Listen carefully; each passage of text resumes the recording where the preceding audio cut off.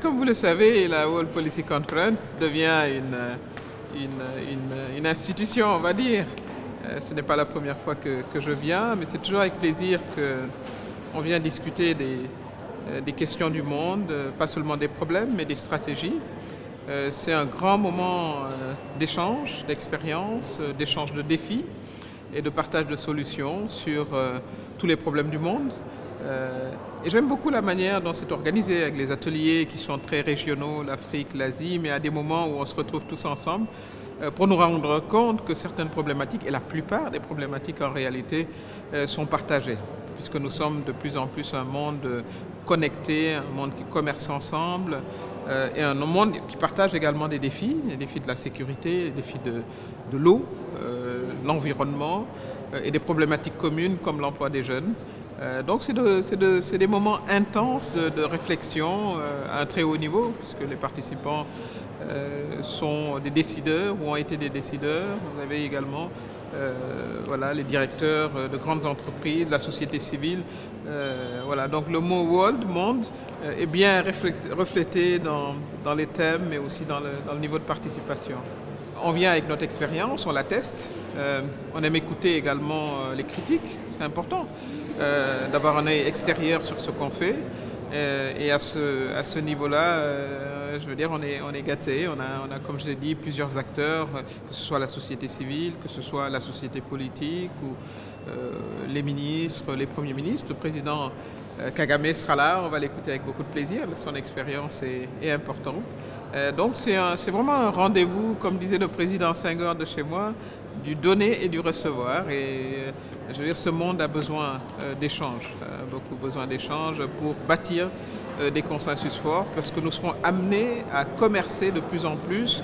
Le défi sécuritaire nous concerne tous, l'approche démocratique s'universalise, il faut qu'on partage également nos expériences et je veux dire, c'est un beau cadre pour cela et ça permet de repartir avec beaucoup plus d'optimisme.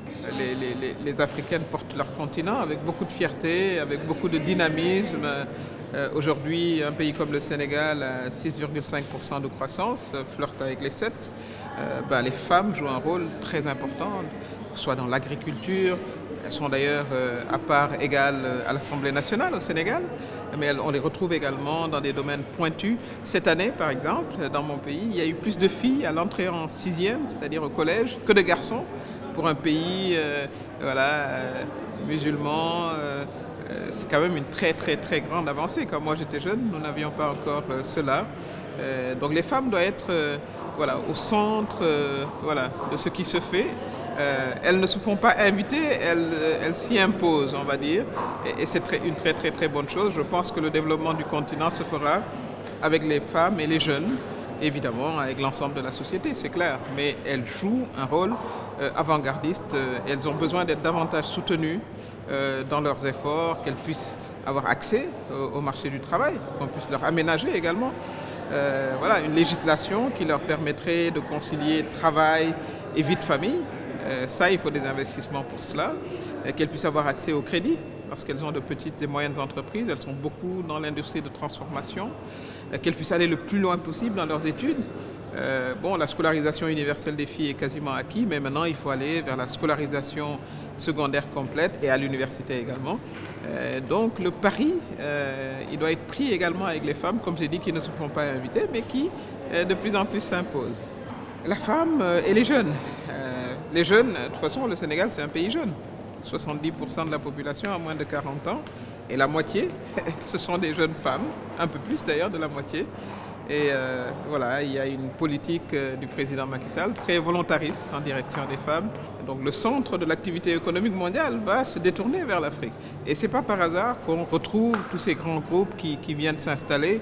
Et ce n'est pas par hasard que l'Afrique devient à la mode. Il faut justement que les Africains eux-mêmes soient à l'avant-garde de ce développement économique. Et pour cela, il faut également développer du partenariat. Entre le Sénégal et le Maroc, par exemple, il y a un très fort partenariat économique, mais d'abord culturel, religieux, mais économique, pour qu'on puisse former des blocs et des ensembles forts pour tirer vraiment notre continent vers le haut. Je suis une afro optimiste, pas bête, mais je pense que voilà, nous allons compter de manière importante, hein, dans les prochaines années et les prochaines décennies.